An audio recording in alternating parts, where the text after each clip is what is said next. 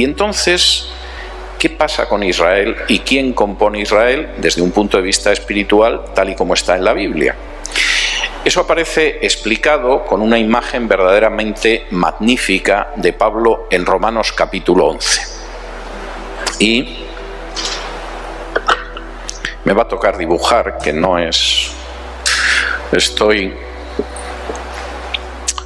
yo un poco desentrenado, pero imagínense que esto es un olivo, y voy a intentar explicar después qué es lo del olivo, porque Pablo explica por qué hay una buena parte de Israel que no es Israel ya, y sin embargo eso no frustra las promesas de Dios, eso cumple las profecías de Dios y además significa la salvación de los que no somos judíos. Dice así en Romanos capítulo 11 y versículos del 1 en adelante. Digo pues, ¿ha desechado Dios a su pueblo? En ninguna manera. Porque también yo soy israelita de la descendencia de Abraham, de la tribu de Benjamín. ¿No ha desechado Dios a su pueblo, al cual desde antes conoció?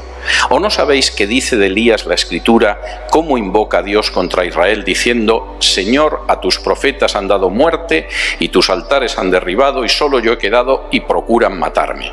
Pero ¿qué le dice la divina respuesta? Me he reservado 7,000 hombres que no han doblado la rodilla delante de Baal. Así también, aún en este tiempo, ha quedado un remanente escogido por gracia. Esto es muy importante, porque Pablo está recogiendo aquí un tema que aparece a lo largo de todo el Antiguo Testamento, y es que no todo Israel es Israel, y que solo un remanente será salvo. Y empieza diciendo: acordaos de Elías. En un momento determinado, Elías desesperado, porque es un pueblo de idólatras, el rey es un canalla que se dedica a robar a pobre gente como a Nabot, y está casado con una idólatra que es una fenicia.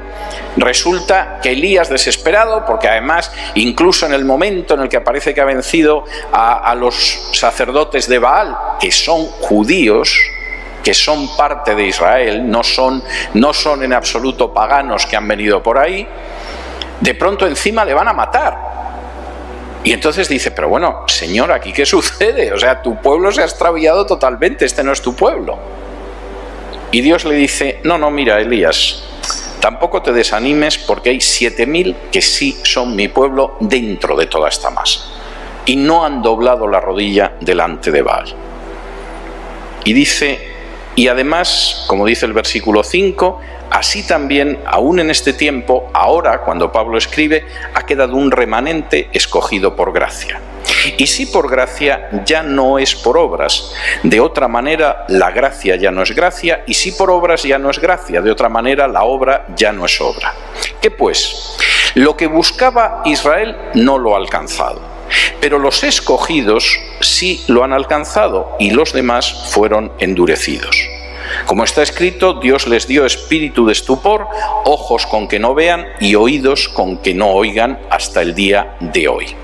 Y David dice: se ha vuelto su convite en trampa y en red, en tropezadero y en retribución, sean oscurecidos sus ojos para que no vean, y agóbiales la espalda para siempre. Digo pues, ¿han tropezado los de Israel para que cayesen? En ninguna manera, pero por su transgresión vino la salvación a los gentiles para provocarles a celos. Y si su transgresión es la riqueza del mundo y su defección la riqueza de los gentiles, cuánto más su plena restauración. Porque a vosotros hablo, gentiles, por cuanto yo soy apóstol a los gentiles, honro mi ministerio, por si en alguna manera pueda provocar a celos a los de mi sangre y hacer salvos a algunos de ellos. Porque si su exclusión es la reconciliación del mundo, ¿qué será su admisión sino vida de entre los muertos? Si las primicias son santas, también lo es la masa restante, y si la raíz es santa, también lo son las ramas. Pues si algunas de las ramas fueron desgajadas, y tú siendo olivo silvestre has sido injertado en lugar de ellas, y has sido hecho participante de la raíz y de la rica savia del olivo, no te jactes contra las ramas, y si te jactas, sabe que no sustentas tú a la raíz, sino la raíz a ti. Pues las ramas, dirás, fueron desgajadas para que yo fuese injertado. Bien, Por su incredulidad fueron desgajadas, pero tú por la fe estás en pie. No te ensoberbezcas, sino teme. Porque si Dios no perdonó a las ramas naturales, a ti tampoco te perdonará. Mira pues la bondad y la severidad de Dios, la severidad ciertamente para con los que cayeron, pero la bondad para contigo. Si permaneces en esa bondad, pues de otra manera tú también serás cortado. Y aun ellos, si no permanecieren en incredulidad, serán injertados, pues poderoso es Dios para volverlos a injertar. Porque si tú fuiste cortado del que por naturaleza es olivo silvestre, y contra naturaleza fuiste injertado en el buen olivo, cuánto más estos que son las ramas naturales serán injertados en su propio olivo. Pablo utiliza la parábola de un olivo. Y dice, el olivo es Israel, y, por supuesto, la permanencia o no en el olivo no depende de las obras, sino de la gracia. Y, por supuesto, ha habido ramas, que son ramas naturales, que son esos judíos naturales, que han sido desgajados del olivo. Dios los ha cortado como ramas del olivo, y los ha cortado por la sencilla razón de que no han creído. Y como efectivamente lo que convierte a alguien en linaje de Abraham es creer en Cristo, no han creído en Cristo y han sido cortados. ¿Y qué ha pasado con nosotros? Nosotros no éramos el buen olivo. Nosotros éramos, como dicen algunas traducciones, el acebuche, el olivo silvestre. Pero nosotros, que de manera no natural, no racial, no pertenecíamos a Israel, al creer en Jesús hemos sido injertados en el olivo que es Israel. No porque lo merezcamos, porque es por gracia, no por obras, porque la salvación no es por obras, sino por el hecho de que efectivamente hemos creído y Dios nos ha injertado. Pero Pablo quiere dejar claro que hay que sacar de esto las consecuencias correctas. Si nosotros estamos aquí, no es por nuestro mérito. Es porque hemos creído en Cristo y Dios, por su gracia, nos ha injertado en un árbol al que no pertenecemos naturalmente. Y eso tiene que hacer que no seamos soberbios. No mires a aquellos a los que se les ha quitado el reino porque no aceptaron al Mesías y te sientas superior. No tienes nada superior. Esto depende de la gracia de Dios. Si en algún momento dejaras de creer, tú acabarás en el suelo como las ramas naturales, porque Dios te puede cortar. Y estas ramas, que ahora mismo están en el suelo porque no han creído, si en algún momento cualquiera de estas ramas llegara a creer en Jesús como el Mesías, sería injertada otra vez en el olivo del que fueron cortados. Es algo absolutamente tremendo. Y fíjense que en todos los casos hay tres aspectos que son esenciales. Primero, Dios es justo y no hace acepción de personas. Cuando en un momento determinado Pedro recibe una revelación para que vaya a ver a Cornelio, Pedro se da cuenta de algo que como judío no ha comprendido nunca, que Dios no hace acepción de personas entre gente de cualquier lengua, pueblo o nación. Dios no hace acepción de personas por el color de piel, por la ascendencia histórica, ni siquiera en el caso de que sea gente que descienda por línea directa de Abraham, el amigo de Dios. Segundo, la relación que nosotros tenemos con Dios es una relación que no se basa en nuestras obras, en la sangre que tenemos o en cualquier tipo de mérito o ceremonias. Es pura gracia de Dios. Deriva directamente del amor de Dios. Y eso es enormemente importante. Y cuando de pronto alguien piensa que por las razones que sea está en una situación de superioridad, está escupiendo al amor de Dios.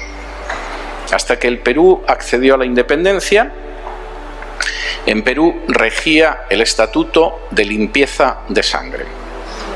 Cualquier persona que tuviera una sola gota de sangre judía, mora, negra o india no podía ocupar determinados cargos, no podía ser sacerdote, no digamos ya obispo. Es más, me da la sensación de que el obispo de Cuzco sigue siendo bastante blanco, a pesar de que este país ya hace mucho que se independizó de España. eso es algo absolutamente, es un escupitajo en el amor de Dios. Porque Dios no hace acepción de personas, y lo tremendamente grande de la cruz de Cristo es que somos linaje de Abraham si creemos en Jesús, y en ese linaje de Abraham no hay judío ni gentil, no hay esclavo ni libre, no hay hombre ni mujer. Y cuando alguien levanta barreras de superioridad por ser hombre o mujer, por ser judío o gentil, por ser esclavo o libre, está escupiendo al rostro del amor de Dios. Y eso es tremendamente importante. Dios es justo. Lo que nos ha dado, nos lo ha dado por amor y gracia, sin que nosotros lo merezcamos en absoluto, y es algo extraordinariamente importante. Quien no ha entendido esto no se ha enterado de nada. Y por mucho que lleve la dieta kosher, se casque una kipá en la coronilla y se ponga a guardar fiestas, no se ha enterado en absoluto de lo más elemental del Evangelio. Tercera consecuencia: ser soberbio espiritualmente es un gravísimo pecado. Tengo la lamentable sensación de que no suele ser precisamente algo que se considere pecado. Es más, hay gente que parece que considera que son más espirituales cuanto más soberbios espiritualmente son, y enseñan a los demás a ser soberbios espiritualmente y a considerarse superiores al prójimo. Todo eso es algo que queda absolutamente desmentido a lo largo de la Biblia y, por supuesto, en el Nuevo Testamento. Ni siquiera aquellos que descienden directamente de Abraham y que en un momento determinado tenían la viña y que se permitían matar a los profetas y en un momento determinado insistir para que crucificaran al Hijo de Dios, pueden tener derecho a la soberbia, y Dios castiga esa soberbia, y el reino os es quitado y será dado a otro pueblo, a un pueblo humilde y quebrantado de corazón, como dice la Escritura. Y la advertencia de Pablo es muy clara: eso ha pasado con esas ramas. Pero si eso hace que vosotros os sintáis superiores y que penséis no somos como los judíos incrédulos y nosotros no somos como aquellos que rechazaron a Jesús, tener mucho cuidado.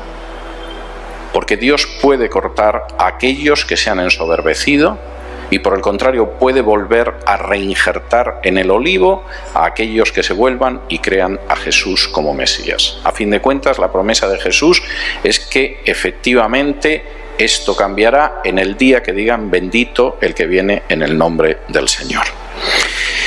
Por concluir esta parte, que me estoy extendiendo mucho, y me queda una que no sé si es todavía menos larga. Al final, Dios no hace acepción de personas. La salvación es por gracia. Todo lo que estoy diciendo es absolutamente elemental. Pensar que uno se hace más acepto a Dios, que uno tiene una situación de superioridad con Dios por el hecho de que decide judaizar, es algo que choca totalmente con el Nuevo Testamento. Pero es que además terminar identificando a una nación, como sucede con muchos cristianos y el Estado de Israel, con el pueblo de Dios, es desconocer totalmente lo que dice la Escritura. La descendencia de Abraham son aquellos que creen en Cristo. Uno forma parte del olivo en la medida en la que creyó a Cristo, y eso le desgaja del olivo o le mantiene en el olivo, y por supuesto Dios va a juzgar de acuerdo a su justicia. Si alguien piensa que, por ejemplo, en algún momento Dios no va a ejecutar un juicio sobre un estado que ha convertido Tel Aviv en la capital gay del Mediterráneo, es que no tiene ni idea de lo que es Dios. Y Dios no hace acepción de personas. Poco antes de morir, y aproximadamente a 40 años de distancia de la catástrofe, Thomas Jefferson, que había sido uno de los padres fundadores de Estados Unidos y había sido presidente, el tercer presidente de Estados Unidos, escribió: cuando reflexiono en que Dios es justo, tiemblo por el futuro de mi país. Y lo decía pensando en la esclavitud. 40 años después estalló una guerra civil que desgarró Estados Unidos durante 4 años, que puso en peligro su supervivencia y que efectivamente estuvo relacionada con la esclavitud. Dios no hace acepción de personas. No piensen jamás que aunque su nación haya sido muy bendecida, eso significa que tiene una licencia para apartarse de Dios. Porque Dios es justo. Y en ese sentido, posiblemente una de las mejores cosas que pueden ustedes hacer es orar por su nación para que se vuelva a Dios. Orar para que no deje de transitar sus caminos o para que transite en sus caminos. Y orar para que efectivamente aquellos que no hayan conocido a Jesús, sean judíos o sean gentiles, sean ricos o sean pobres, sean hombres o sean mujeres, acepten a Cristo en su corazón, se conviertan en hijos de Dios, se conviertan en linaje de Abraham y sean herederos de la promesa que Dios hizo a Abraham. Muchas gracias.